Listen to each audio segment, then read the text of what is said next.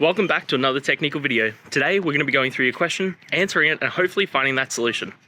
Guys, remember to stay just a little bit crazy like me, and hopefully you find that resolution. Now, let's continue on to the video.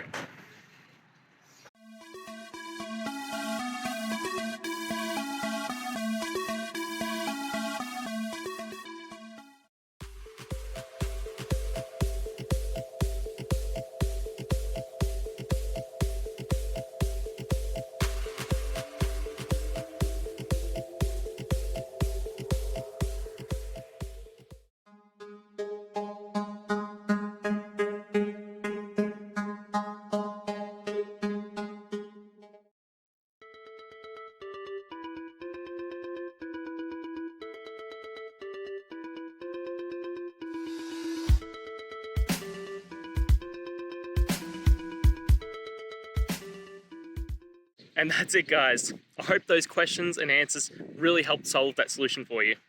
If it did, please hit subscribe. I'd really appreciate it. Now, until you need next technical video, I'll be here. Have a good one.